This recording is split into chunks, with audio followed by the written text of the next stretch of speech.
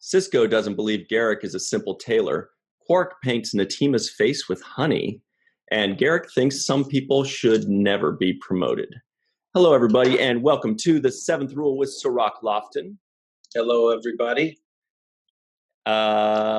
This is The Seventh Rule. Today we are reviewing episode 2.18. That is season 2, episode 18 of Deep Space Nine, called Profit and Loss. It is directed by Robert Weimer, written by Flip Kobler and Cindy Marcus. Any idea who those guys are? Cirroc? No, but they've got some great names. How you doing, by the way? Doing good. I'm doing all right. Great. Just to say, we got Garrick. We finally got a little bit of Garrick back. Man alive. We got Garrick. We got Quark. We got some really meaty, juicy chunks to chew on. But before that, I did want to do a quick shout out. We want to give a shout out to our associate producer, Mr. Rex A. Wood, who is a superstar for us. He's always going around and spreading the good word for us at conventions and such. And he had some flyers made, sent us over. Oh, wow. A bunch of these from our brand new designs that look gorgeous. Awesome. Well, this part looks gorgeous. Look at that. Admiral Rex. Thanks, Rex.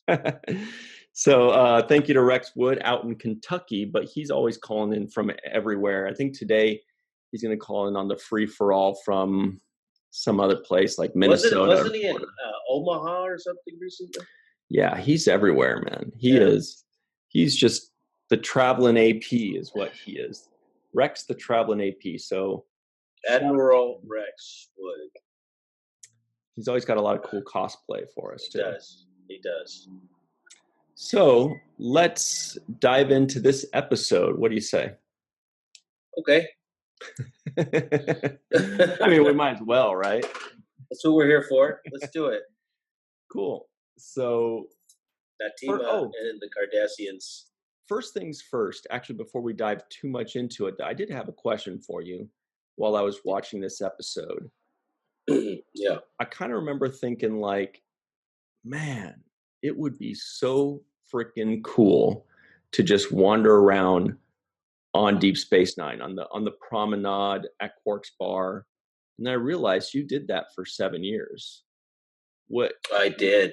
What was it like? Was it just kind of like 360 degrees of a studio, a stage that's completely filled out as the promenade in Deep Space Nine, or was it only like one half with all the cameras on the other half, or what was it like? Yeah, so it was actually like a 180 degrees. So it was basically half of a circle, and it was lifelike. So it was upstairs, downstairs. It was a legitimate functioning upstairs, downstairs, 2-story kind of semicircle, and there were all kinds of little nooks and crannies inside of the shops, for example, that would be converted to other shops and different things that they needed. The temple, if they needed to be a temple or a shop. So I used to go in and out of these little crevices. Sure. And I had a lot of fun on the actual soundstage. Sometimes, I don't know, for whatever reason, you don't want to go back to your trailer, and you don't want to go back and kind of isolate yourself there. You feel the energy of the production going on. So I would find myself hanging out a lot on those sets in between takes, and even when I'm not filming. So playing cards in the backgrounds with some of the people who are off camera, play a game of gin, or who knows, spades. And we'd have little games going on with the background and the other actors. I was doing most of the card games and stuff with background actors. But I also took naps on the set too. Like I would go, instead of going back to the trailer, I'd find a little cubby hole and just lay out and go to sleep, and it'd be perfect because it was just like a nice little, cat nap at work, 30 minutes, 1 hour. A nice little nook for your cranny. Nice little cranny for my nook. And so, yeah, no, that's what it was like. It was really fun.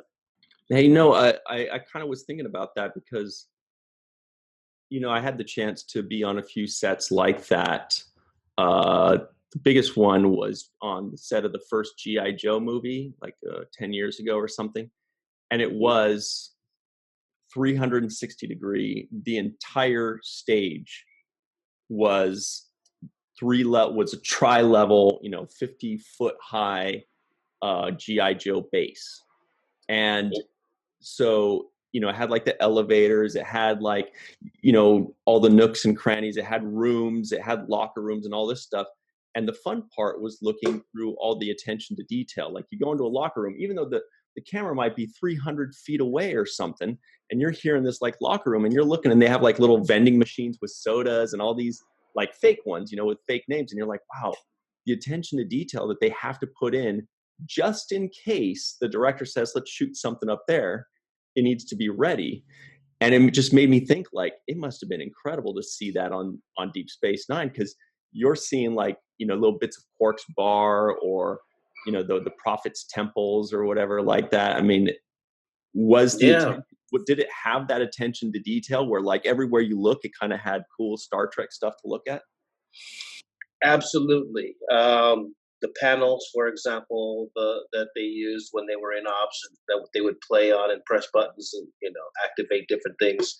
A lot of that had hidden messages inside of it. It had names of the set designers and different crew members. It had joke names in it, and so part of the thing to do while you're in between shots, wasting time, is to kind of like look through the paneling to find what kind of interesting names or what kind of thing you could find was inserted.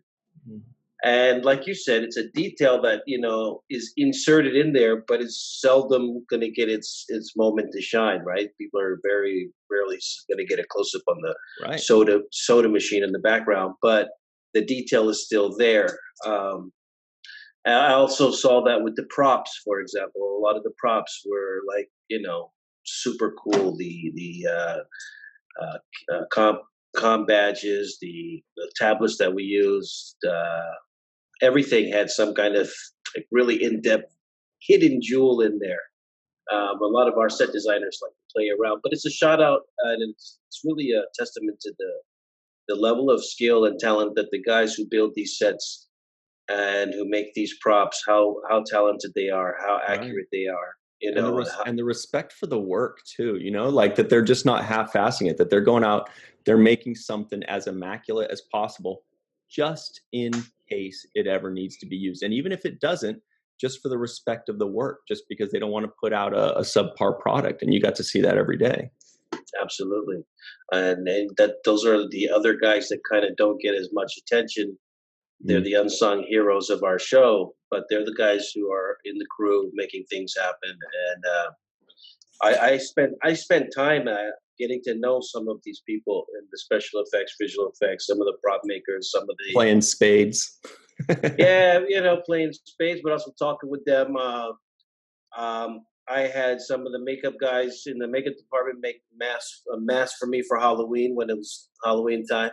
What was it? It was a melted kind of a Freddy Krueger looking face that they made a mold of my face and then made this custom mask. So I won the contest, the costume contest that year because I had a little bit of help. Was it like a Star Trek costume contest amongst them, or do you just mean like outside? No. This wasn't Star Trek. This was like, just make me something cool. I got, this event to go to. And okay, an event. It's a Halloween thing. And so they got me in the trailer. They had me do the cast for the mold. And it was funny because it's basically my own, like, I think I still have it somewhere. One day I'll show you the face. It's just this, prosthetic Odo-like face that, sticks on right on top of my stuff, but they kind of like Michael Myers in Halloween or something like that. Yeah, but mine is it's kind of a melty face. It looks like I was in a fire and my face is melting.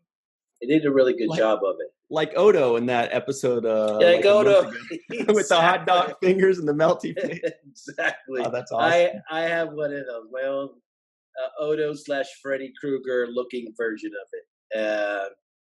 And And then also as far as the prop makers, one time they made this staff for me.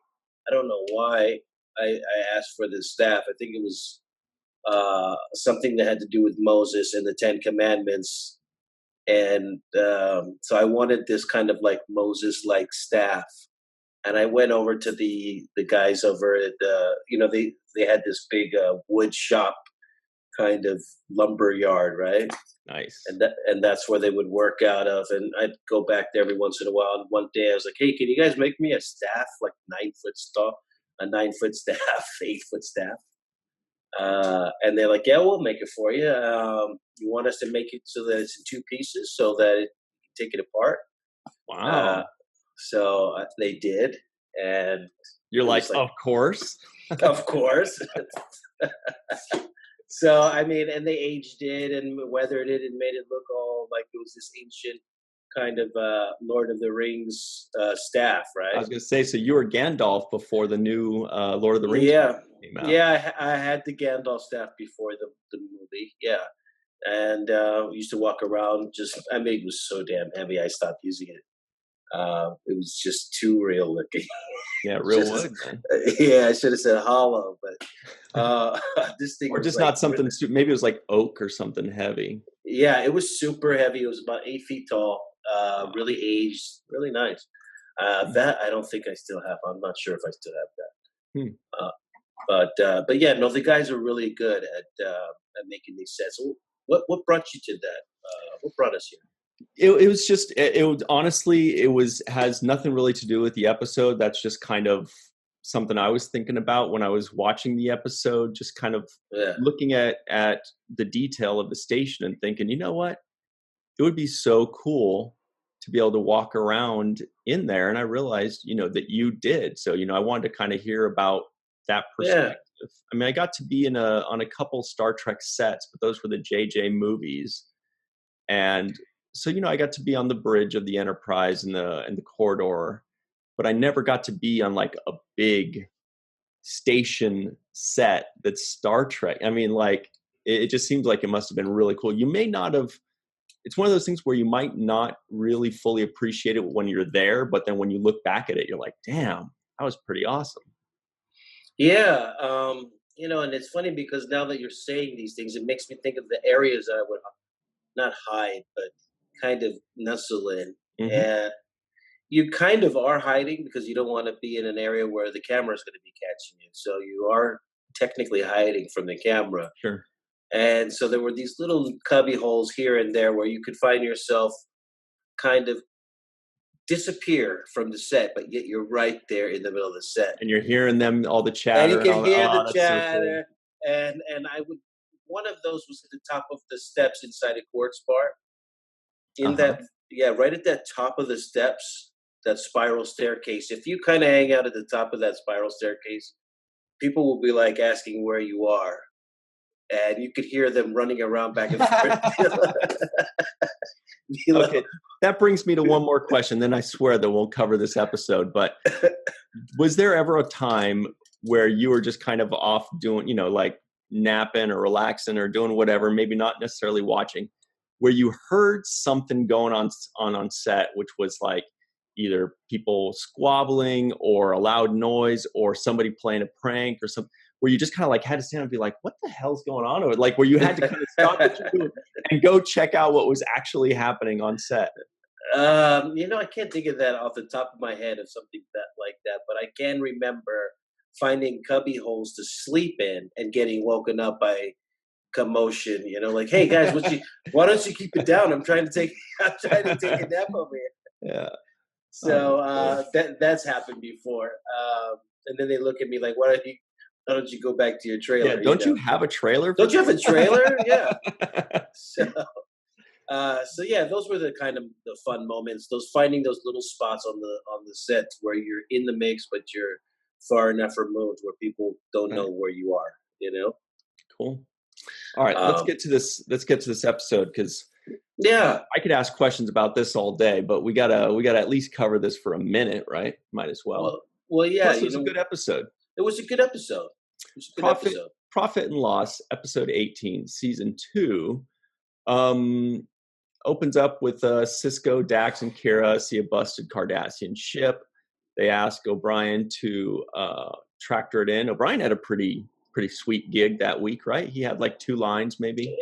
Yeah, he had the nice one, the in and out role. Didn't have to do too much, but Garrick really shined in this episode. I thought it was not only a Quark episode, but it was also a Garrick episode. Mm-hmm. Oh, and speaking of which, we had a couple NAMs, a couple non-appearance mentions in this one. We had, I don't know if you caught them, but we had Rom got a non-appearance mention when, what does Quark say about him? He's just so in love with this girl, and he's like, I'll just give my bar to my brother. Within a month, he'll run into the ground, but that's okay. So that's Quark acting very un-Ferengi-like in this episode. And then the other one was a new NAM, not really part of our count, but it was Sarek. When I heard that. Sarek, who is Spock's dad, they made a quote and he said, who said that? Was it, someone like Sarek of Vulcan? And he said, no, it was me, or whatever. Bashir of Earth. Yeah. Right? It's something like that. Yeah. So that was, that was cute. I was like, all right, I'll write that down. That's maybe Sarek's only NAM of the entire series, but still, we'll give it to him. So Sarek is Spock's dad? Right. And where did we see him? He's been in various series, original series and Next Generation. Is he in any of the movies? I don't recall. But especially there was one really good episode that really stands out to me. He had like a really good friendship with Captain Picard. And there's this episode, and every Star Trek fan knows what it's called, but I don't remember it. Sorry, guys. It's when Sarek and Amanda, Spock's mother, come to visit the Enterprise, and Sarek is starting to have this syndrome where he starts to lose control of his emotions. He starts to lose his composure, and he really stresses out, and he starts to get emotional, and then he goes to watch the band perform, a symphony perform with Data and others. And he starts to get emotional. He starts to get like a tear, and Picard notices that and says, well, that's weird for a Vulcan to get a tear.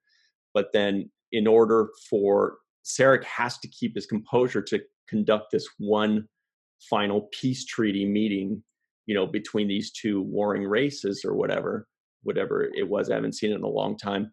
And so Picard lets Sarek mind meld with him to kind of put all of his emotions into Picard and keep Picard's stoicism to get him through that final peace meeting.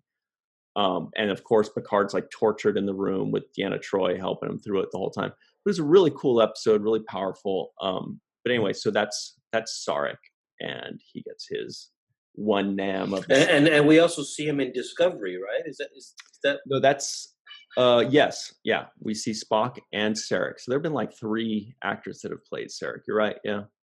Okay. Interesting. I didn't know. Mm-hmm. But he did get a shot. So I guess his wisdom has made it through the Gamma Quadrant. The wisdom of Sarek. It travels all the universe. You know him well. But anyway, so then Professor Natima Lang has these 2 Cardassian students who are really. I like that outfit she came in. It was very beautiful. The off-white dress that she was wearing when she first showed up. I really liked it. Shout out to Bob Blackman and his team. That's the wardrobe team? Wardrobe, yeah. Robert Blackman was the main guy in charge, and he had a whole team of people that were excellent. You knew the wardrobe department well, didn't you? Yeah, well, I was always there going for a fitting, getting measured up for a new fitting, because once you start growing, they got to make the adjustments. Well, those of you at home that don't know, Cirroc is like 7'2", so it's not like just once you start growing. It's specifically you, Cirroc. You grew an inch per episode. I did. At some points, they were like, "We can't use that again." So I was always going in for wardrobe fitting, which is why I got to know Bob Blackman really well. He was a fantastic guy and extremely talented at what he does. He's doing all the costume designs, most of them. I'm sure his team, but let's give him the credit. Quark's outfit looked really good in this episode. So cool. Yeah. He looked sharp in this episode. His interest, Natima, looked really gorgeous in that outfit. And we actually got to see a kind of a low neckline on a Cardassian. So you get to see more of the Cardassian, exposed chest-wise. But yeah, all the designs that they've got kind of going throughout their body. Yeah. Right. Get to see more of their skin and how it looks, other than outside of their just face and neck, but more chest. Yeah, Cirroc wants to see some more Kardashian skin. What's the big deal? Well, you know what? It was funny because after a while, you start to look past the makeup. It's really interesting when you watch these shows. And I watch her, for example, and at first you're like, oh, I would never be attracted to somebody that looked like that. But then after a while, you're like, wow, she's beautiful. And you're looking at her like you would look at anybody, right? Sure. So right.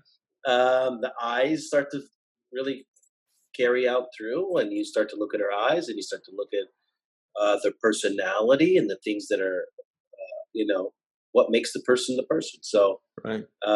Those things. It's funny how much the alien stuff disappears after watching. That's a compliment to the actor that they're able to shine through that, because sometimes it's easy to get lost behind all that makeup, and then the great actors like this lady whose name I don't know, like Andy Robinson and Mark Alimo and Armin Shimmerman and Renee, and Max Grodenchik, they're able to like fully give a performance even with, so much makeup on them, like prosthetics and everything. Yeah, and you forget that you just deal with the essence of who the person is. That really starts to shine more so than the makeup and the prosthetics and the wardrobe. So I thought that Bob Blackman in this episode really shined brightly. I enjoyed the Quark's costume. I liked Garrick's outfit. It's a simple tailor. Always. I love that one. Yeah. It was elaborate. If you really pay attention to the details and the necklines and the different fabrics that they use. Mm-hmm. And also they, in his shop, in Garrick's shop, were displayed a bunch of outfits as well. So those have to be designed. So a lot of extra work for the costume designers in this particular episode. And I thought they really did a good job. We've got just about a minute left before we take our quick break, but I want to say really quickly the trivioids that did not make the cutting room floor. One was Natima doesn't drink Sumerian sunsets anymore. She doesn't, just in that one point, but she did kind of fall in love with it when she saw it again. I fell in love with it when I saw it popping in the drink. I wanted to order one. Right. And Quark loves getting slapped because when she slapped him, he was like, "Oh, it's the greatest day of my life." Yeah, exactly. That's what he said. Yeah, happiest day. And Quark offers a free drink or a free gift, that's a thumbs down one. I think that was a weak one. Oh yeah, I thought that you were going to mention the Immortium butterfly. I thought that would be on the list too. Yeah, that was part of the one that I did use. Quark paints Natima's face with honey. Yeah. Yeah, you're right. Yeah, and then the butterfly lands on her. I was just kind of like, that's such a strange thing to do. Quark paints her face with honey. Yeah, I thought there were a few strange things like that. I was like, I don't know if we should touch that one. I don't know. Quark lathers her up in honey or spreads honey. Anyway. We're going to take a break. We're going to come right back with the seventh rule before we say anything stupid. All right. It's a good idea.